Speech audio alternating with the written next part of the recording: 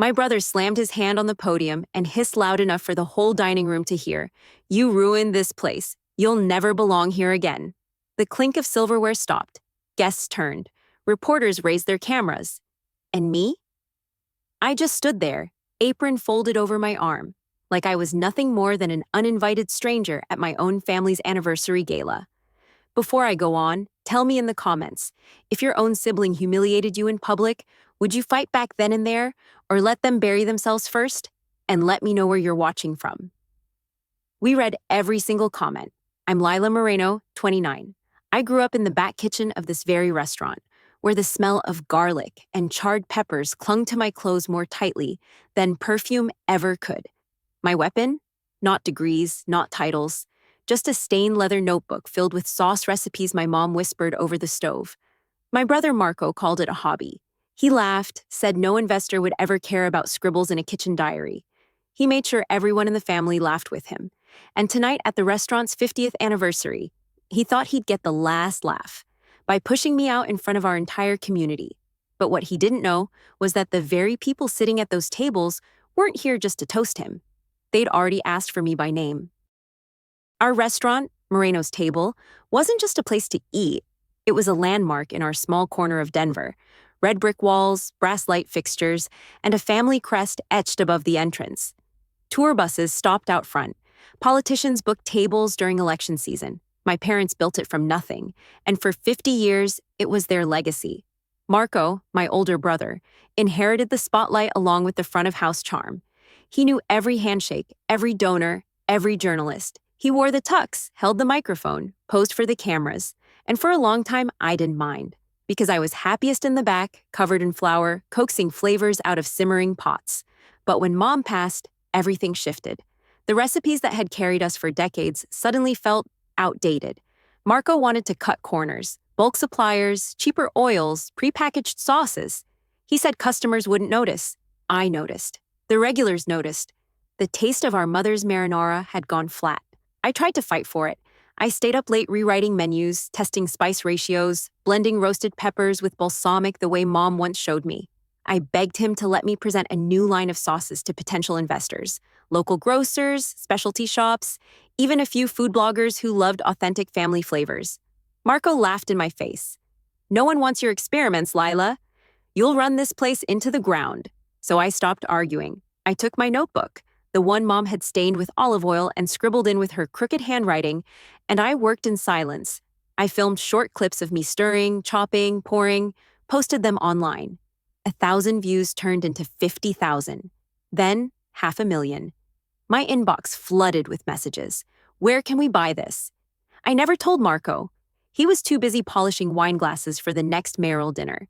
But the night of the anniversary gala, the night he shoved me under the spotlight, what he didn't realize was that several of the guests weren't politicians or journalists. They were investors who'd already tasted my sauces in their own kitchens. And they were here with one question.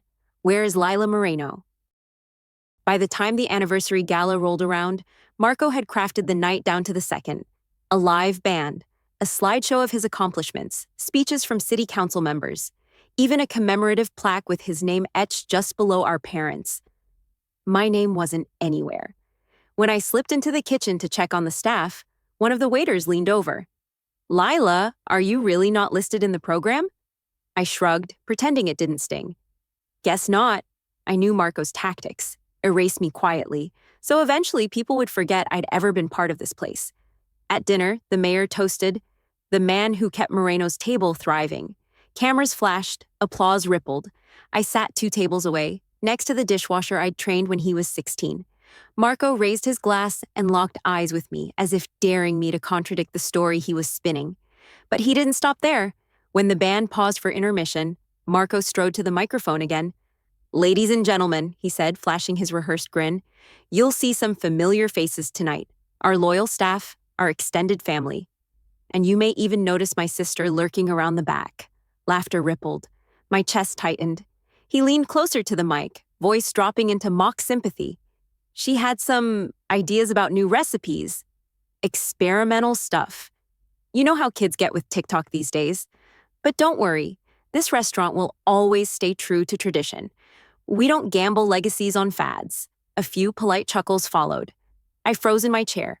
My notebook sat heavy in my bag, the same one that had pulled 500,000 views online. He had no idea how far those fads had traveled, but others did. At the far side of the room, I caught the eye of a woman in a tailored navy dress. She wasn't clapping. She was studying me, recognition flickering in her expression. She was one of the first investors to reach out months ago, and next to her sat two more people I recognized from my inbox.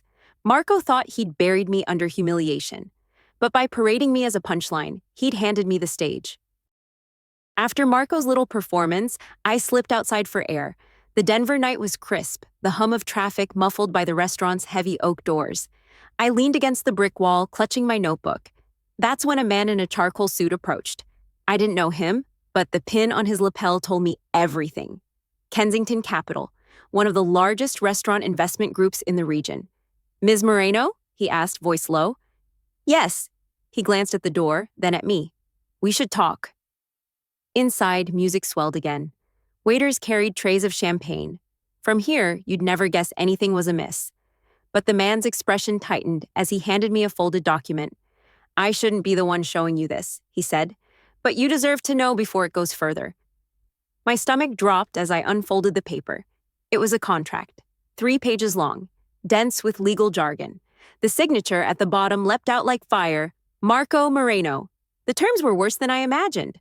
Transfer of recipe rights, licensing of the Moreno's table brand name, equity restructuring that left one shareholder erased entirely. My name wasn't there, at all. I read a line twice, my fingers trembling. In consideration of family consolidation, minority stakeholders not formally documented shall be excluded from future claims. Minority stakeholders, that was me. I looked up at the man. "Where did you get this?" He shifted uncomfortably. "It crossed my desk this week. We were asked to sign tonight, before the gala ends. But the thing is, we've been following you." He hesitated, then added, "Your videos, your sauces, they're the reason our board was interested in Moreno's table at all, not your brother's banquets." For a second, the sounds of laughter and clinking glasses from inside felt like they belonged to another world. My brother wasn't just trying to humiliate me. He was trying to erase me legally, sell off the very recipes Mom had passed down, the ones I'd protected in this notebook. The man tucked his hands in his pockets. "I don't know your family dynamics, Ms. Moreno, but I know business. And if Marco thinks he can sell us something you created without you, he's mistaken. Investors are already asking for your name." My pulse hammered. The humiliation at the microphone suddenly seemed small. This was bigger. "Keep the copy," he said quietly. "Decide how you want to use it, but don't wait too long. Deals like this move fast." He turned back toward the valet stand, leaving me under the streetlight with the contract burning in my hands. For years, I let Marco tell the world I was just a kitchen hobbyist, a distraction. But now I had proof. Proof he wasn't protecting a legacy, he was selling it, without me. And this time, I wasn't going to stay silent. I didn't march back into the dining hall right away.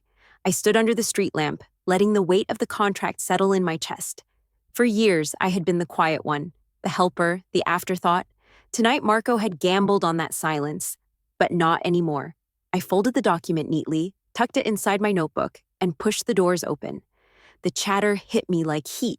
Chandeliers sparkled above linen-draped tables, the band easing into a softer melody. Marco was back at the mic, basking in the attention, weaving some story about preserving tradition. I stepped forward. My heels clicked against the polished floor, a sound sharper than the music. Heads turned. Marco's smile faltered. "Lila," he said, his voice carrying an edge, "why don't you take a seat? Leave the business to the people who understand it." My fingers itched around the notebook. I could have exploded right then, accused him, torn him down. But instead, I let the silence drag until every eye in the room was on us. Finally, I spoke. "Funny. That's what you said when I asked to help expand Mom's recipes. You said no investor would care, that they'd laugh me out of the room." A murmur rippled through the crowd. Marco cleared his throat, tried to laugh it off. And I was right. We're here celebrating 50 years, not chasing food fads. That was my cue. I pulled the folded document from the notebook and held it up. "Then maybe you can explain why this contract exists." The room stilled. Marco's face drained. "This," I continued, my voice steady, is an agreement you signed, without me, to sell off Mom's recipes and the Moreno's Table brand, to cut me out completely. In front of these people, our community, you talk about honoring tradition, but behind closed doors, you erase the one person who's kept that tradition alive. Gasps. Someone dropped a fork. A councilman leaned forward in his chair. The woman in the navy dress, one of the investors, stood. "Is that true, Marco?" she asked. He stammered, reaching for the mic. That's confidential." "Confidential," I cut in. "No, it's betrayal. And the investors you tried to fool already know the truth. They didn't come here for bulk oils and prepackaged sauces. They came here because they tasted this." I opened my notebook, flipping to a recipe smeared with olive oil and tomato stains.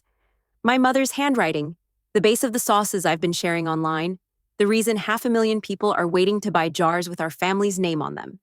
The investors exchanged looks. One of them nodded slowly. "We didn't travel here to hear speeches," she said. "We came to meet the creator, and it looks like we already have."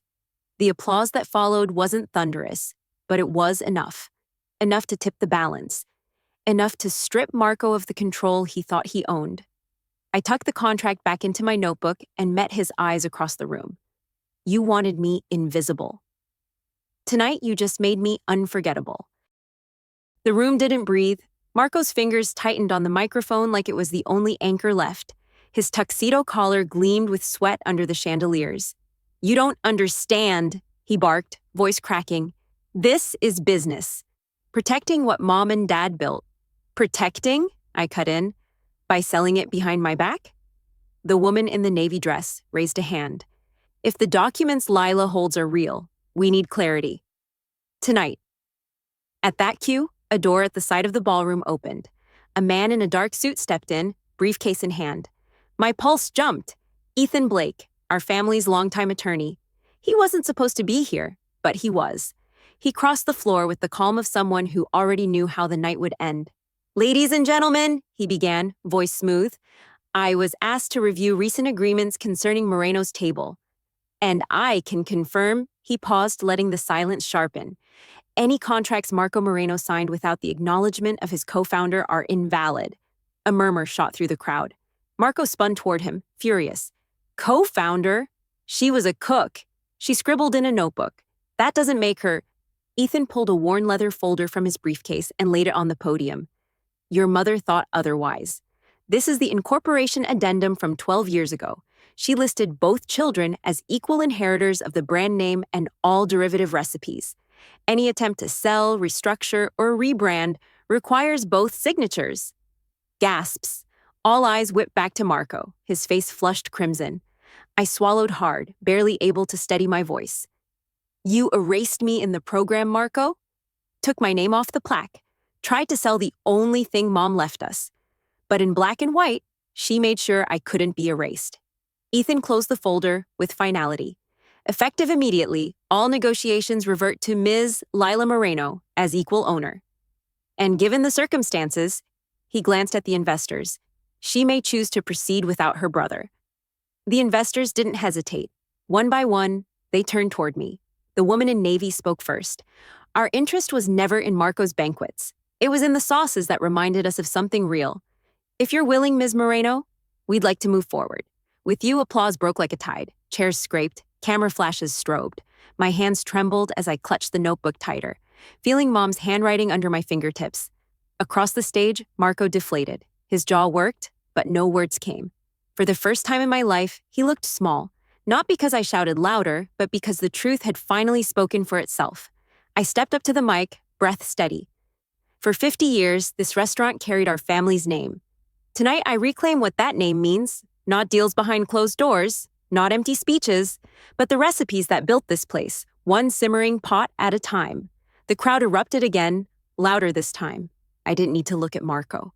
The silence at his table told me everything. For a moment, I thought that was the end. The applause, the contract, the recognition. It felt final, but Marco was my brother. If there's one thing I should have known, it's that he would never lose quietly. 2 days later, my phone buzzed with alerts. Headlines sprawled across local news sites. "Beloved restaurant heir forced out by younger sister." "Family rift erupts at Moreno's Table gala." Marco Moreno, betrayed in his own house. I clicked one article and nearly dropped my coffee. There was Marco on the cover, suit slightly rumpled, eyes downcast. He looked every inch the tragic son carrying the family legacy alone. She humiliated me, the interview read. I've given my life to that restaurant. My sister? She never understood tradition. She's chasing internet fame while I protect what our parents built. The comments burned worse than the headlines. Typical influencer, ruining a classic for likes. Poor Marco, keeping the lights on while she plays with recipes.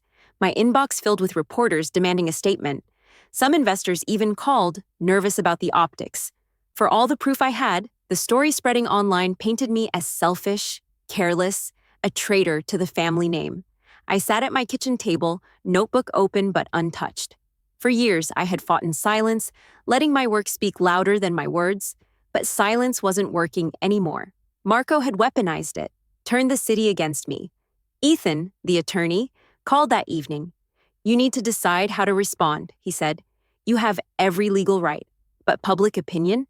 That's a different court entirely. I stared at Mom's handwriting, faded ink smudged by old olive oil stains. Never rush the sauce, Lila. Let it simmer. Let the flavors prove themselves. Maybe it was time I proved myself too. That night, I set up a camera at my kitchen counter. No studio lights, no makeup team. Just me and a hoodie, the same counter I'd chopped onions on since high school. I hit record. My name is Lila Moreno, I began, and I'm not here to fight headlines.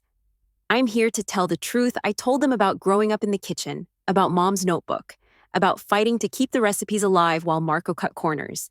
I didn't shout. I didn't insult. I simply showed the notebook, the pages stained and fragile, proof of the legacy I'd carried. They call me an influencer, I said softly, but what I influence isn't trends, it's taste. And I will never apologize for protecting what my mother built. When I posted it, I expected a few kind comments at best, but within hours, shares multiplied. Thousands of women wrote about being silenced in their own families. Chefs, bloggers, even strangers overseas defended me. The tide began to shift, and for the first time, I realized Marco hadn't just tried to erase me. He'd handed me the platform I never dared claim. The video changed everything. Within days, the same outlets that had crowned Marco as the wounded heir were calling me for interviews. Food bloggers dissected my sauces, influencers recreated Mom's marinara on TikTok, and investors who'd been hesitant suddenly leaned forward again.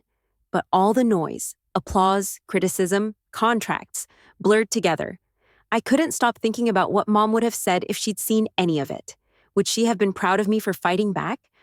Or disappointed that her children had turned her life's work into a battlefield? One evening, I went back to the restaurant after hours. The dining room was dark, chairs stacked on tables, the smell of garlic and wine lingering like a ghost. I walked into the storage room, searching for an old stock pot Mom had once marked with her initials. Instead, I found a small wooden box tucked on the top shelf, nearly hidden behind crates of olive oil. Dust coated the lid. I pulled it down, coughing as I brushed it clean. Inside, folded in half, was a single sheet of paper in her handwriting. If you're reading this, then you're still carrying the recipes. Good. Don't forget, flavor doesn't come from tradition or shortcuts. It comes from love. And love isn't proven by applause. It's proven by patience. I sat on the cold floor, tears stinging my eyes.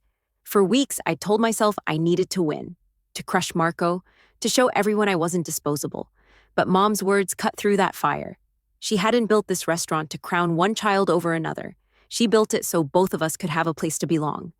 Ethan called later that night. The investors are ready to finalize, he said. They'll back you, no question. Marco's credibility is gone. I held the letter in my lap, staring at the crooked handwriting. We'll move forward, I told him, but not to bury Marco. To make sure this brand survives the right way. For the first time in years, I didn't feel like I was chasing approval or revenge. I felt steady, anchored.